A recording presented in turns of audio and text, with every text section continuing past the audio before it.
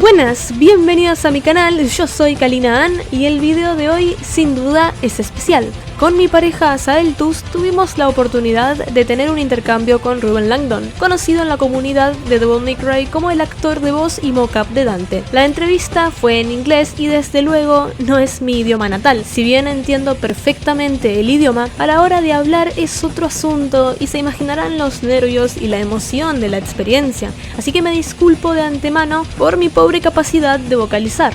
El motivo principal de la entrevista fue el de esclarecer un asunto que se sacó de contexto hace unas semanas y se trata de estos artículos donde se presumía que Reuben Langdon había establecido en una entrevista que Itsuno estuvo a punto de dejar Capcom a causa del DMC Devil May Cry de Ninja Theory, siendo que en verdad simplemente sus palabras fueron sacadas de contexto. Más allá de esta cuestión, esta entrevista abarcó otros temas y dejó un mensaje muy bonito y enriquecedor que espero puedan recibir. Hello, hello. Hello there. Hello.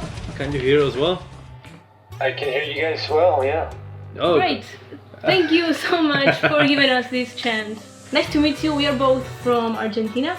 Argentina, okay. Yeah. I saw the Spanish, but I wasn't sure which country you guys were from. Yeah, there are many countries that speak Spanish, but the biggest community, I think, the biggest Spanish community is from our channel, and we had truly a lot of commentaries about what happened, so we decided to, debunk that. So the main reason of this interview is the issue that came to be a few weeks ago about you stating that Itsuno almost leaving Capcom due to DMC Devil May Cry. Were you misunderstood there? Right, in regard to what I said about Itsuno-san, about Mr. Itsuno and his possibly leaving Capcom, that was a major misunderstanding. Some articles came out after that, right? Is that what you're talking about? Yeah, a lot of gaming networks capitalize on that. So these a few YouTube channels. Yeah, first and foremost, I never said that he was not happy with Devil May Cry, with DMC, the reboot. I said I was not happy and the fans were not happy, but I never said he was not unhappy. I never said he was unhappy, and I never said that Capcom was not happy with that either. I'm sure they weren't ecstatic about it because it probably could have done better sales perhaps, but it still did okay, and everybody, the gameplay was amazing, and it's still, there's many people who still really enjoyed the game. So I did see some articles come out that totally took what I said out of context. It seemed to be the flavor of the week, if you understand what I'm saying. Like, there was a lot of things that I had said in recent taken out of context, and do you understand what I'm saying? Yeah. Yeah, we get that. Actually, we heard, as many others did, that Itsuno-san actually enjoyed DMC and that at some point wanted to do a sequel to that. I haven't heard about the sequel, but I do know he put a lot of energy and time in working with the developer in England to make the gameplay good, which it was fantastic. It was amazing. I played it as well, so I've always said the gameplay is amazing. Personally, I was not a fan of the story and the take that they did on Dante, but of course I'm biased because I play, Dante in the other series, so I'm gonna have those kinds of biased opinions, but that's my opinion, and and everybody's entitled to their opinion, and maybe my opinion came out a little too much in that other interview where things got taken out of context, but people need to listen a little more carefully, and I think it's not really just listening more carefully. I think a lot of this quick judgment, this jumping the gun, knee-jerk reaction mentality we have right now is a product of clickbait, and a product of sales. Anything to make a controversial thing, anything to stir up emotions, to say something controversial that is going to get somebody to click on their page. And that's why we have this term now Donald Trump has made it quite popular, but the fake news is quite a reality, and we need to be careful about how we digest certain news. And I always say go directly to the source, which you guys did. You're contacting me here, so hats off for doing that. And any articles that you read out there, always look at who's writing them.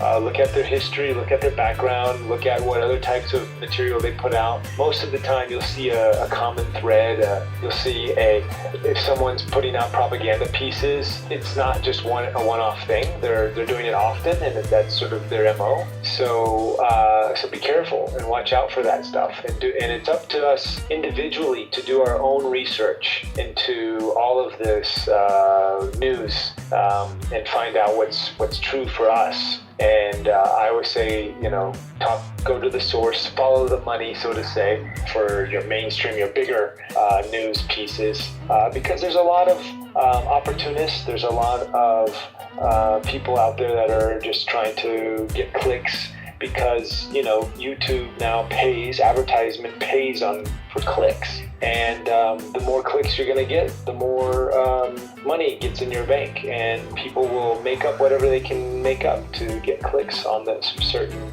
subjects. So hopefully that covers that that question. I think I went probably a little too in depth on that. No. But yeah, there's been no bad feelings towards the DMC, especially from what I know from Capcom and from Entrevista. They never had any bad feelings for that. Now, obviously, the fans and myself have a little bit of bias on the other on that particular product, because it sort of steered away from the good old Dante we're all used to, and that's about it. That's about all I have to say on that.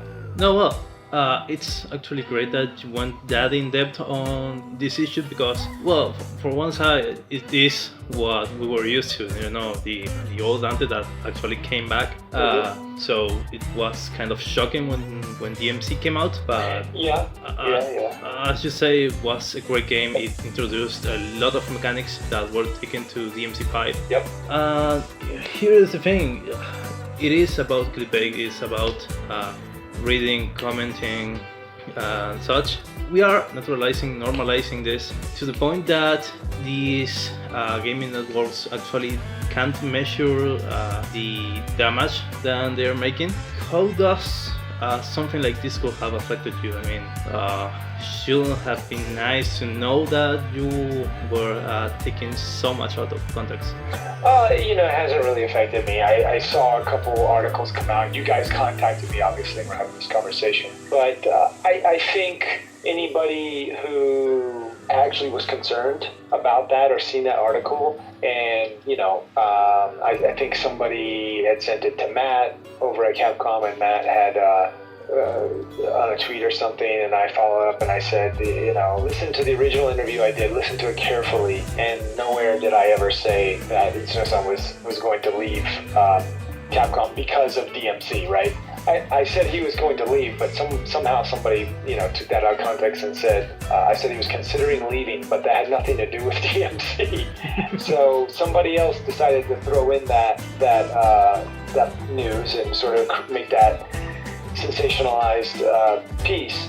And I think anybody who heard my original interview could probably understand that and probably saw that I was being taken out of context. So, they were like, okay, whatever. So no, I wasn't contacted by Capcom. Nobody ever said anything to me.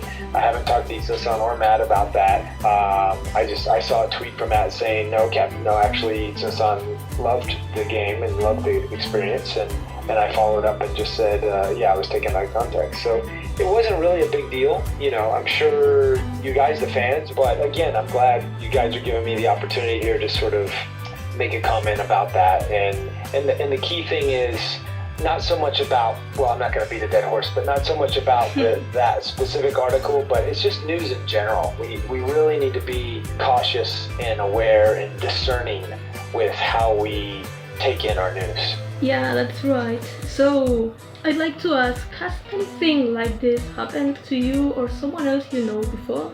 Well, it happened to me on the Newsweek article, and it happened to me with all these this other internet folks, I guess, taking everything I'm saying out of context in regard to what I had to say about the Vic Mignogna stuff. So, it seemed like everything I said in that one interview was just taken way out of context. Totally twisted.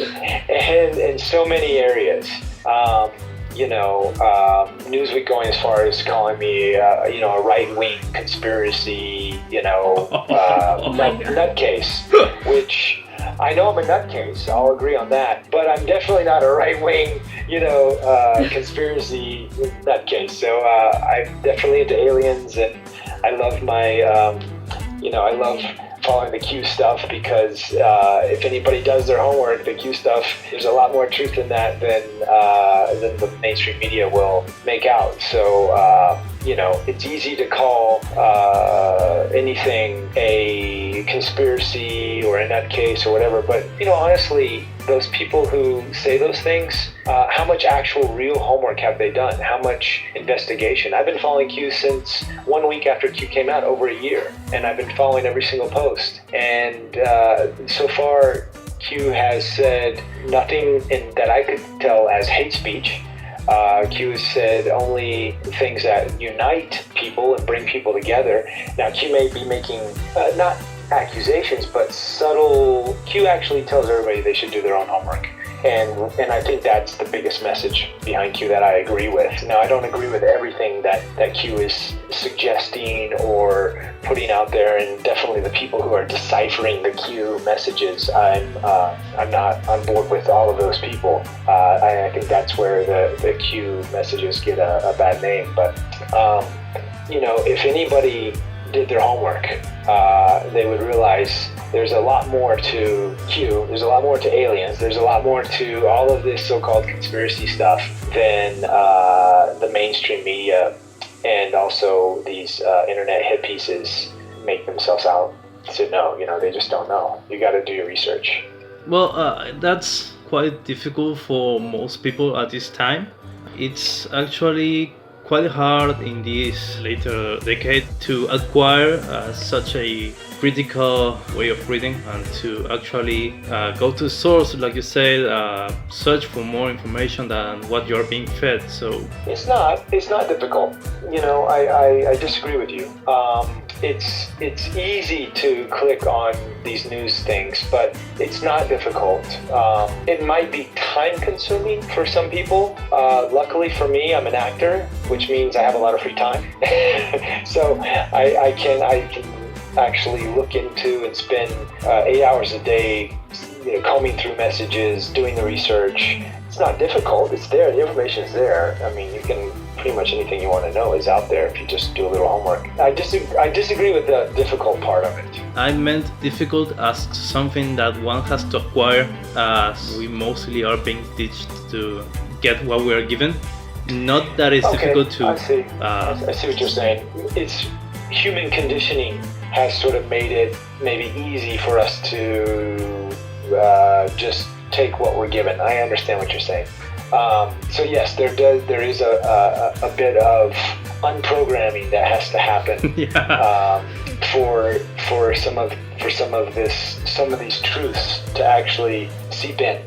It's sort of, yes, been human conditioning through mass brainwashing through the mainstream media and school and everything else to make us consume products and consume information in a certain way. I get that, yes. I guess I've been out of that. I haven't turned on the TV in years. I don't watch TV at all. I do all my own research, and I listen to specific news. I research. I purposely will listen to some TV and news outlets to see what they're saying, and it blows my mind that they can't even get away with some of the stuff that they're saying. We totally agree. We totally agree. We don't watch TV either. Yeah, that makes three of us. That's my number one message to everybody: unplug from the TV. And it's interesting because the internet is getting just as bad as TV now, just as far as these articles and social media now. The first thing that pops up are these articles, and we can see this. All the analytics. We can see there's a reason why Twitter, Facebook, and these other big social media groups are in court. And there's there's these different data sharing and or not sharing our information as far as Google and whatnot, sharing our information with other bigger corporate interest that want that data and want to do certain things with that. But going further, if they're selling data to corporate interest, then they're also taking money from corporate interest, which means they're going to steer the narrative according to the corporate interest, right? So even our social media now is not completely without bias. Well, if you think it this way, in this era, the information is power, and power always serves someone.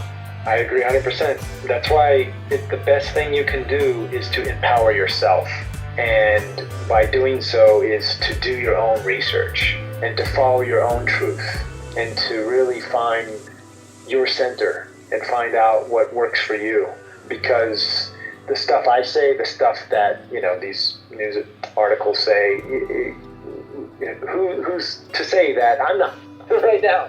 But if you're following your own truth and following and doing your homework and really in your gut, saying, okay, I know this to be true. Like you guys reached out to me because you knew, you probably felt in your gut something was off with those articles that said that made the claim that I said since I was leaving to do the DMC, which I never said. So if everybody just did that, followed their gut, did their own research, if something felt off, if something doesn't feel right, investigate it, figure it out.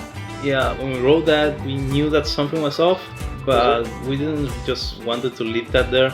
We wanted to give you the option to speak up to that. Sure. Because one thing is want to know that something's off, and the other thing is to actually claim some of that, to say that somehow. But we also wanted the community to listen this from you. Yeah. Especially because a lot of people came to me saying, have you heard what Reuben said about DMC? And I was like, Yeah. it's not about that. It is so easy to jump on this train of hatred that the EMC managed to achieve, that when someone says something negative about it, it just automatically becomes the truth. And even if we said so, it wouldn't be so truthful for the... Oh, sorry, it cut out. I was just saying, a lot of people are drawn towards negativity. Yeah. They sort of, it's like a magnet. And that just might be where they're at in their lives. That may just be what they're working out, whatever they need to get worked out. But negative messages attract negative people, I hate to say it. So I try to always focus on the positive.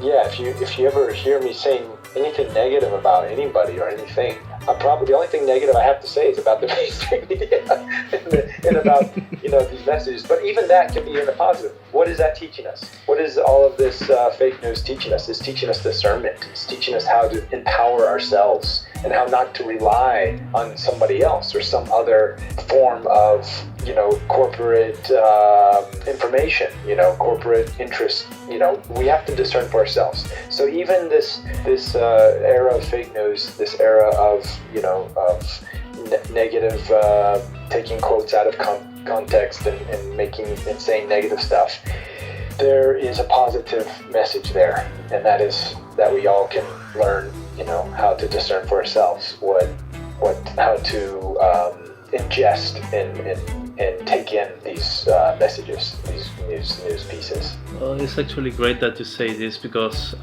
for the entirety of this community you are quite model to say somehow, and I'm sure that most of them will actually hear this advice, and hopefully they will take it and practice on it.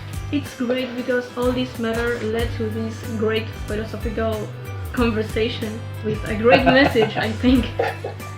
we can learn from all of this stuff. Everything I have. A lot of people were sending me messages after the Newsweek piece and like, are you going to sue them? I'm like, no way. They are. I'm so thankful that actually happened. Because why? Because that showed so many people, so many fans. It showed how blatantly obvious that was just a hit job for clicks, right? To get clicks on a mainstream media outlet like Newsweek. It shows how desperate they are for clicks. So it was actually a great teacher for a lot of people, because a lot of people who follow my stuff, they know what I say and they know my messages, and they know I'm all about positivity, and I wouldn't go and speak negatively about anybody really. I'm not going to speak negatively about this guy I worked with, Vic, and I'm not going to speak negatively about the other people who make these accusations. And if you listen to my message, I say there's truth to both sides, and there's this great collective wound, and this sort of flew everybody's head. There's a collective wound, and especially in the feminine energy, that we really need to heal. That means that we need to address this. We need to embrace these women who've been sexually assaulted and mistreated for all of this time in humanity, right? Since the beginning of time, the collective energy of the woman energy has been thrown under the bus, and that's where we really need to listen and embrace and take better care of the women on this planet. So somehow that message just completely went over everybody's head, and Newsweek didn't take that in at all. But that's truly what I believe, and where we should be putting our focus is in not throwing everybody this side or that side under the bus.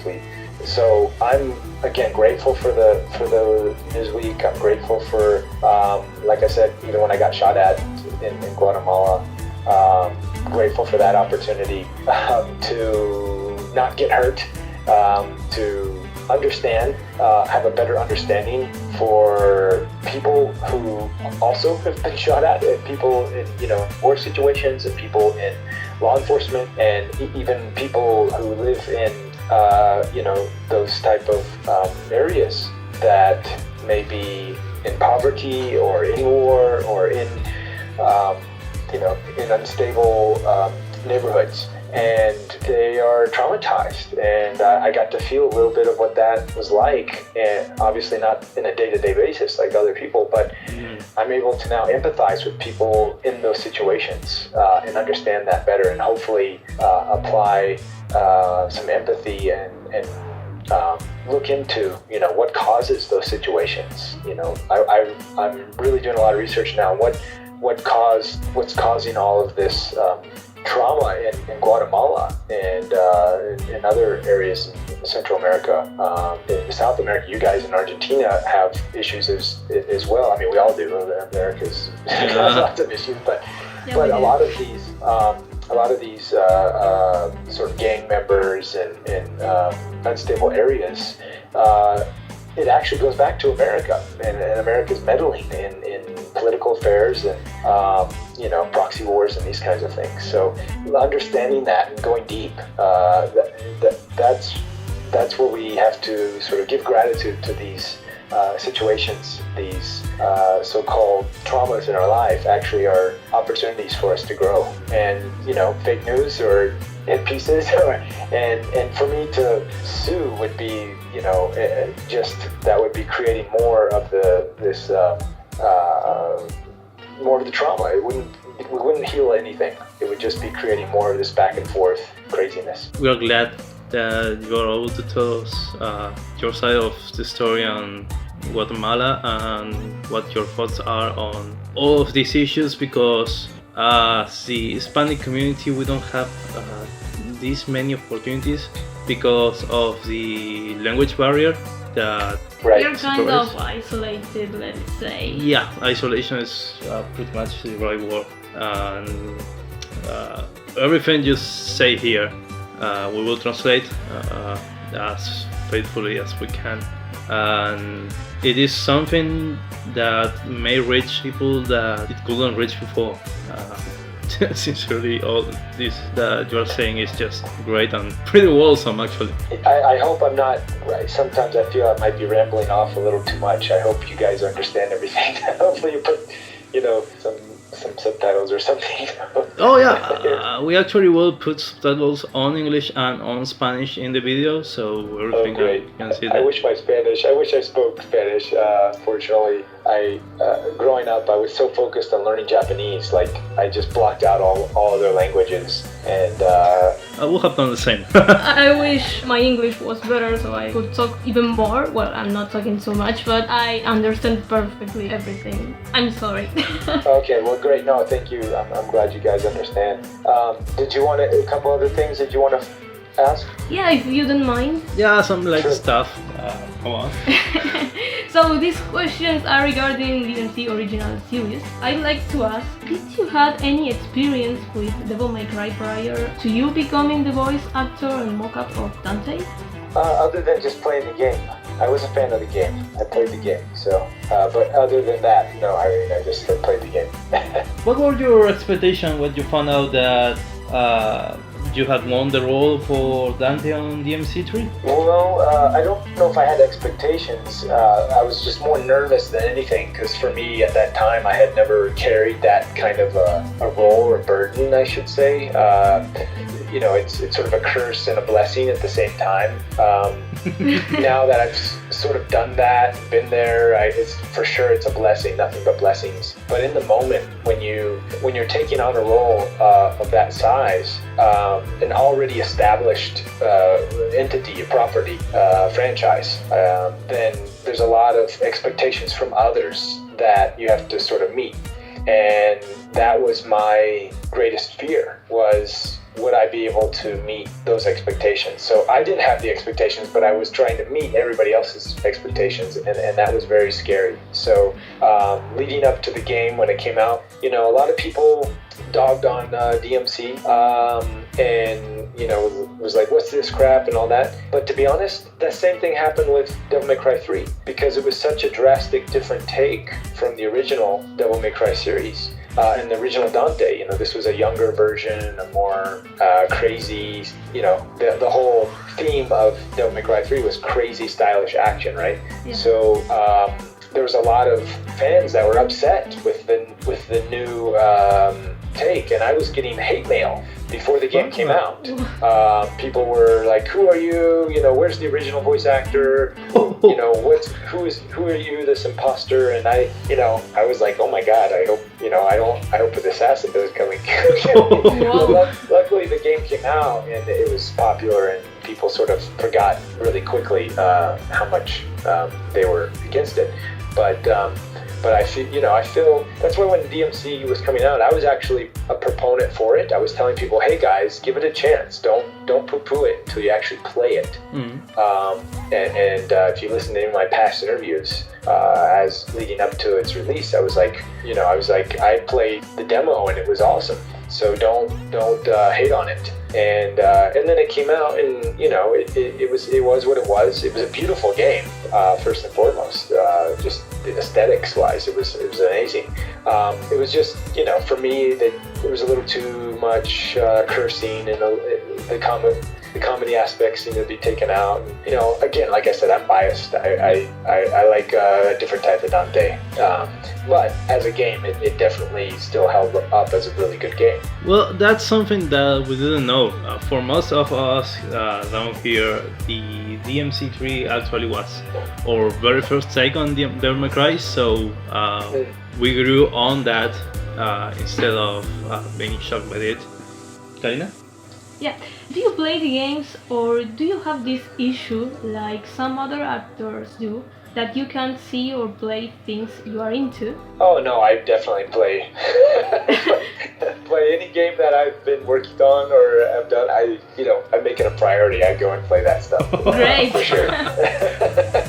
No, you probably heard past interviews, I'm a huge Street Fighter fan. I love Ken. He's my man, and I play at conventions and stuff. I have a great time, and I have no problem playing the games. It's always fun.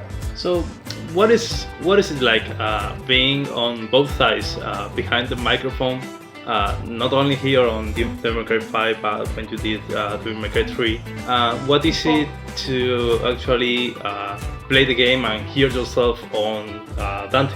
You know, at this point, I'm kind of used to it. It's been years now. I remember the first time I played Devil May Cry 3, and you know, you mash a button and you hear my voice come out like, yeah. You know, it's kind of like, oh, that's funny, that's weird. Oh, let me do this and see what I say. You know, but that you kind of get used to that after about 20 minutes of playing the game, and you're just like, oh, I'm just playing the game. You get sucked into the game part, and you kind of forget that you're the voice, you're the guy doing it. So yeah, now it's just like I don't even think about it. How did you feel while recording, Dante from DMC3? How it was to be behind the microphone for the first time? It was fun. It was liberating. At that time, I wasn't really a seasoned actor. I'd done little bit parts here and there. I had really honed in my stunt work and my action, and I had the opportunity to work with Jackie Chan and Sammo Hung, and I was sort of more coming from that world. So I needed a lot of work, and thanks to Mary Elizabeth McGlynn, who was the voice-over director for Devil May Cry 3, thanks to her, she really helped me along with that process, and in the ADR room, in the voiceover booth, and I owe a lot to her. She's such an amazing director, amazing voice coach, and a great person, such a joy to work with. So I really owe her a lot for especially in Devil May Cry 3, for kind of setting me up with that opportunity, and that I was in doing that. I didn't know if I was going to be able to do it, but with her help and others, my partner at the time and Just Cause, Takuya Shibata, and the Capcom crew, just everybody. I owe a lot to all those people. Yutaka Masuda, who did the ADR production at the time. It was everybody really, took a chance with me, and it was challenging, but obviously the result is good. Fans liked it, so I keep getting called back, and I have a fun time. It's great every time I get in the mocap suit behind the mic. It's fun. I love it. Well, I'm glad you played out so well. We had the chance to enjoy you at DMC5 once again. Yeah, I'm glad fans are digging it, and I knew when we were making it, it was gonna be a special game. I knew the fans were gonna like it. The story that the Capcom guys came up with was, something that I felt was something that the fans were gonna really gravitate towards, and filling in a lot of these questions and missing pieces from playing the other games. So you kind of know when you're working on something special that if it's gonna do well or not. I had my expectations, so to say, at that time when we were working on it. Yeah, actually you were one of the first to know what would have been known as spoilers. As a fan of the franchise, how did it feel when you read your script and got a hold of all that was going to happen as a fan of the saga? Well, actually, initially the first version of the script was horrible. I have to admit. The story was there, so I knew the characters, and I knew it was something special with just the base storyline and everything. But the dialogue, the translation, and the rewrite was way off.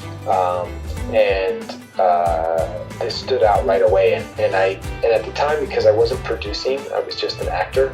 I couldn't really say much until I got on set, and luckily for the cast, for all of us, Capcom, Isino-san, and the other producers were willing to hear our thoughts, and we had a great translator, Mikey Magnara.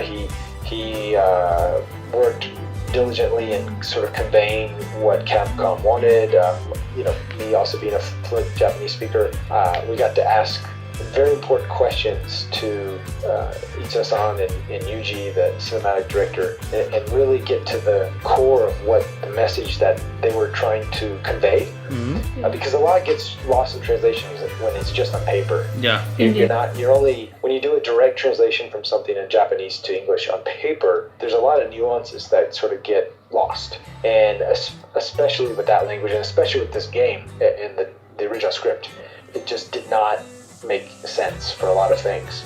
So when we got the opportunity to have the dialogue on set, which normally you don't get a lot of the time. So normally there's other projects I've worked on where it's you get on set, you gotta get your lines out as fast as you can, 1 or 2 takes, and moving on. The schedule was a little more relaxed in this case, and we had the opportunity to really dissect each scene, have a conversation about it, work on the script, work on the dialogue, and figure it out, which you don't often get the opportunity to do. And it was great. Dan Southworth, he was so good because he did the mocap for a lot of different characters, and he really did a lot with the rewrites and writing some really intelligent, awesome, funny dialogue. Johnny too. Everybody really just kind of put. The good thing was everybody on set we were all seasoned actors, and we'd sort of done this a few times in mocap and in the live action. And Dan has also written some scripts, so he's a good writer, and Mikey too. So everybody sort of collaboratively put on their thinking caps and came up with some good dialogue that fit what the Japanese was trying to say and convey. And there you got it. There you have it. I think it really shows. The collaborative efforts really shine. Regarding dialogues, this one might be a trivial question, but I like to ask, what is your favorite dialogue line? I don't... or one of your favorites. I actually like some of Nero's dialogue better than Dante's. Really? Just in that opening scene with Nico, when they're driving in the car, just that's a lot of that dialogue just comes out really naturally, and Johnny plays it so well, and it's not over the top. I feel like everything Dante says is kind of over the top.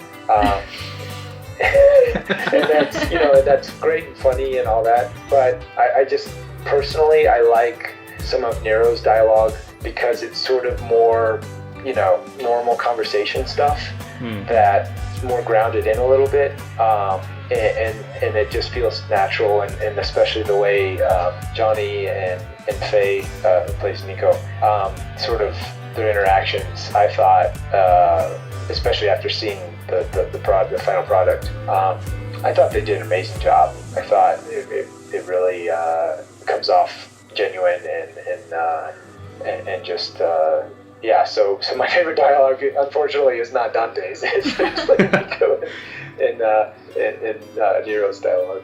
Well, I don't know how did they manage to do this, but Nico is actually a very lovable character. She did a great job, on set. Again, this is part of Capcom sort of letting the actors act and do their thing, and she came up with a lot of cool little nuances and brought that character to life. So again, hats off to her for such an awesome job, and hats off to Capcom for really trusting the process.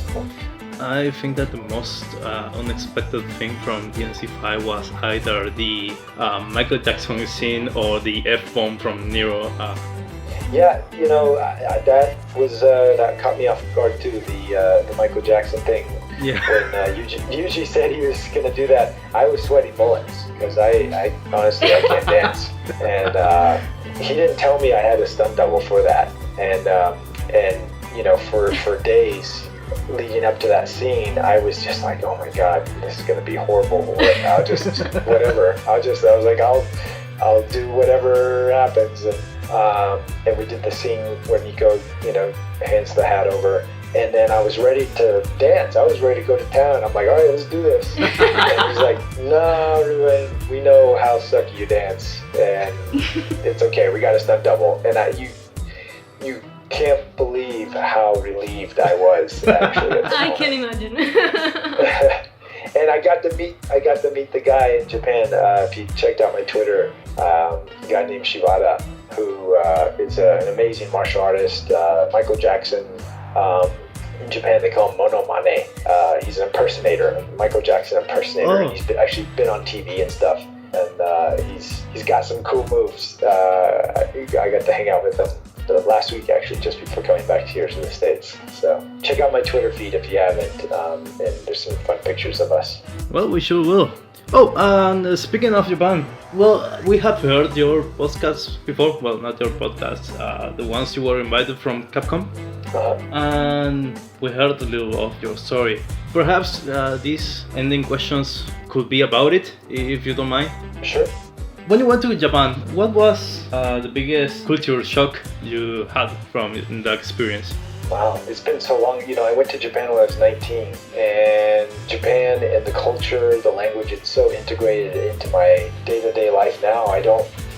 There's not, how do I say, I don't really have culture shock. And even at that time, I'm trying to remember, maybe one of the best, again, for me now, this is a day-to-day thing, but I can remember at the time, probably the best culture shock. The thing that I loved the most about Japan was the washlets, the bidet toilets. Okay. That squirt the water in your butthole after you take a poop.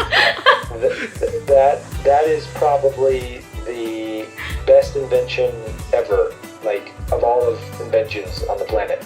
And of course, after that, I have made sure, these past 20 years, I've owned my own bidet, and in any house, wherever I go, I always make sure I have one.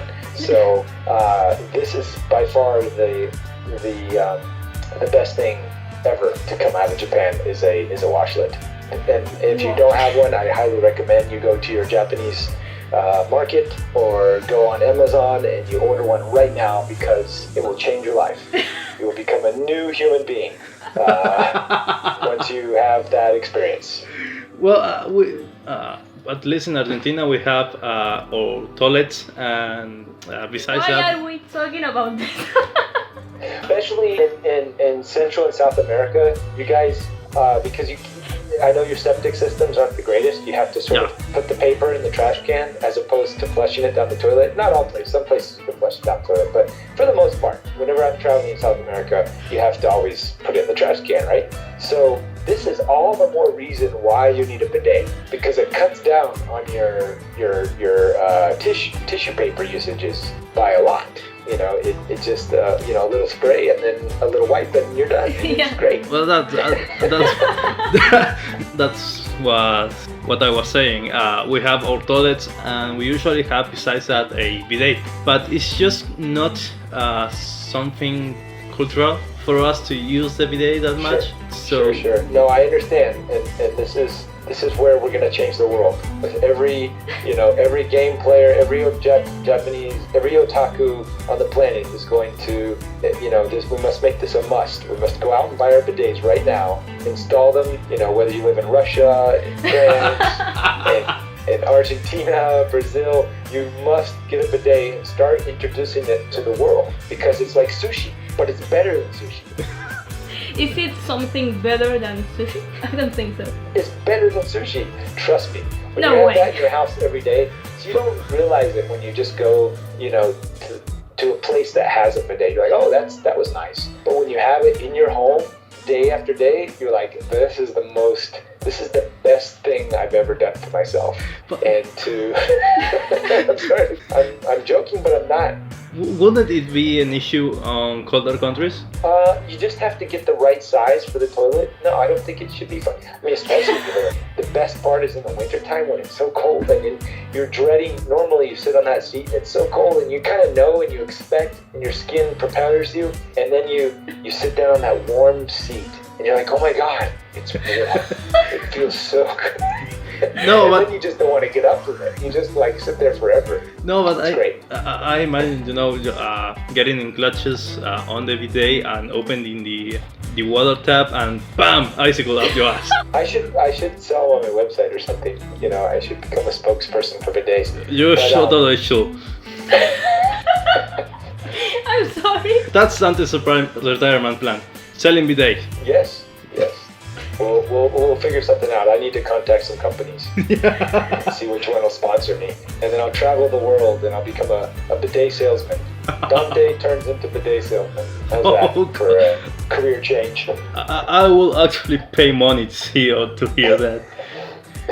Please. I don't know if Capcom would approve, but you know, I'm sure they have their own, you know, bidet system. Actually, Capcom, in every office I went to at Capcom, they had a bidet, so they know what's going on. Oh god, this turned out so well. Breathe. I'm trying. So it's pretty late here in my time. I know it might be getting late there too. Maybe we just finish up with one or two more questions? Yeah.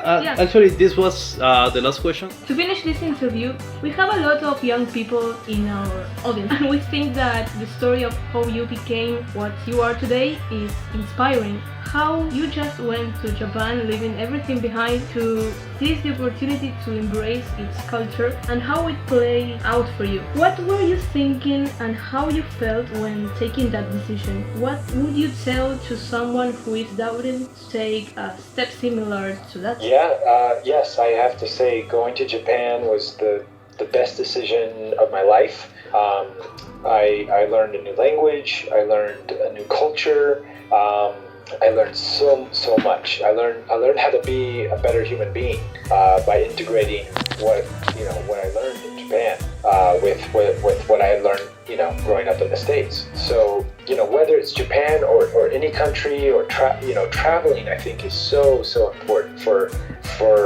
young people. And it's becoming easier now to travel. We have Airbnb, we have ticket prices are much cheaper. We have the internet to communicate globally, like we are right now via Skype for no charge. When I went, there was no internet.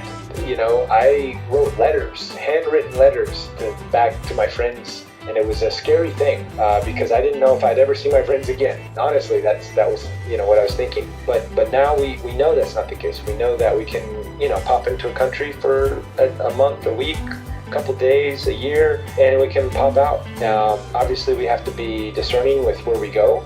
Luckily for me, Japan was a very safe country, still is a very safe country, and I could sort of have no real game plan and just kind of hitchhike it and be okay. And you can't do that everywhere, but you can do it in a lot more places than you would imagine. A lot of people, if you've turned off your TV, you know that it's safe in most places. And even though I just got back from Guatemala getting shot at, that is a rarity. That is a one-off thing. The people I've talked to in Guatemala were very surprised. If you saw the video, it was the first time that it ever happened at the car rental. They were really shocked. So these things do happen, but if you have good intentions and you want to go and learn and learn a new culture and take it in, I guarantee you that you'll have nothing but support. And I say that in energetically, you'll have support because there's a natural law to the universe of supporting us into doing the things that we love, especially if the things that we love are going to enhance our knowledge and our own beingness, as long as they're not going to cause harm to anybody else. There's almost a supernatural force that's supporting us in these decisions. And just like me going to Guatemala and having a near miss, I believe there's something supernatural behind that, as well as my trip to Japan and just meeting the people I met, coming out after living there for 5 years, 6 years, going to Hong Kong, having experiences there, working with Jackie Chan, just following my joy, following what I love. There's nothing but support from these energies, and I know that sounds kind of woo-woo, but it's so true, and I believe I'm a living example, and I believe anybody else who has also followed their joy, followed their passion, will tell you probably the same thing. Will probably have a very similar story. Well, like you say, it's getting pretty late. Reuben, we are truly very grateful that you gave us this chance. Kalina actually didn't know if it was okay to trying to reach down to you. I said, well, go on, try ahead. Sure. I gave her a hand on writing that, and we are quite amazed that we had this chance. Thank you so much. Thank you, and again, thank you for giving me the opportunity to sort of correct the record. I'm not in the know of all these things, so sometimes I didn't even know there was that big of an issue, but obviously you guys, your fans reached out to you, there were concerns, so thanks for following up with me and sort of bringing it to my attention. You know, again, I apologize for my lack of Spanish don't worry language, but I appreciate the culture in South America. I haven't been to Argentina, that's on my bucket list, but I've been to Peru, Brazil, Ecuador, Colombia, now Guatemala, Belize. All of these Central and South American countries are so full of culture and great people and amazing experiences. So that's some place to visit. If you haven't, please go down and visit these wonderful countries. Well, if you ever plan on coming here, just hit us up and you'll have a few hosts. Well, now I have an excuse, so you'll probably see me knocking on your door before you know it. Oh, God, that would be great, actually. Excellent. All right. Well, thank you guys. I appreciate it. Good night and take care. Good night. We'll hit you up when this is on the channel. All right. Adios, kid. Well, jackpot. Jackpot. Thank you. Antes de finalizar, al principio mencioné que habría un pequeño regalo para Reuben al final del video, y es una pequeña historia acompañada de un enorme agradecimiento. Reuben, queremos decirte que Devil May Cry es algo más que una saga de la cual somos fans. Devil May Cry es la razón por la cual nos conocimos y nos volvimos pareja con Asaeltus. Por lo tanto, queremos agradecerte por haber sido y seguir siendo parte directa de aquello que nos unió, y agradecerte por esta hermosa convivencia que estamos teniendo gracias a tu trabajo y al de todo el equipo que estuvo detrás de cada Devil May Cry. Esperamos poder volverte a tener en futuras entregas y esperamos que la vida siga siendo tan bondadosa con vos como lo fue con nosotros. Ojalá podamos volver a tener otra charla tan genial con vos.